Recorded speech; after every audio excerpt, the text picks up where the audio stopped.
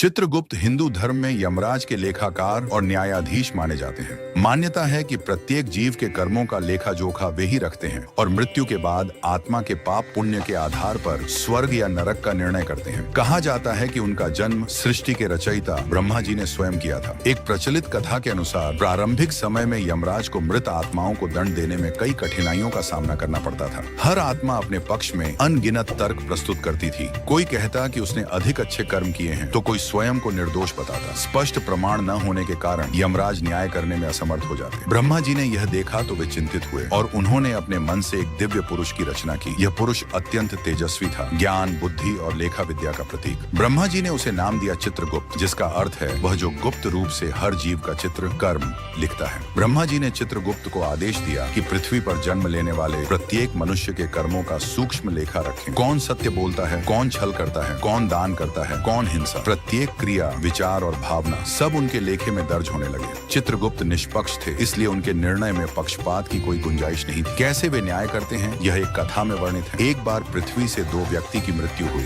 पहला व्यक्ति धनी था परंतु घमंडी और क्रूर, दूसरा निर्धन लेकिन दयालु और धर्म प्रेमी। मृत्यु के बाद दोनों यमलोक पहुंचे। धनी व्यक्ति ने दावा किया कि उसने कई दान किए हैं, इसलिए उसे स्वर्ग मिलना चाहिए। निर्धन व्यक्ति विनम्रता से खड़ा रहा। यमराज ने चित्रगुप्त को बुलाया। उन्होंने दिव्य पुस्तक खोली। उसमें दर्ज था, धनी व्यक्ति ने दान तो किया पर प्रसिद्ध चाहकर उसने कई बार गरीबों को अपमानित भी किया। वहीं निर्धन ने कम साधनों में भी जरूरतमंदों की सहायता की, सत्य बोला और किसी का बुरा नहीं चाहा। चित्रगुप्त ने शांत स्वर में कहा, कर्म का मूल्य भावना से होता है, दिखावे से नहीं। यमराज ने धनी व्यक्ति को नरक और निर्धन को स्वर्ग भेजने का निर्णय सुनाया। सब निर्णय न्यायपूर्ण था। तब से माना जाता है कि मनुष्य चाहे अकेला हो या अंधेरे में, चित्रगुप्त हर कर्म दर्ज कर रहे होते हैं। इसलिए कहा गया है, कर्म करो, क्योंकि लिखने वाला चित्रगुप्त सब देख रहा है।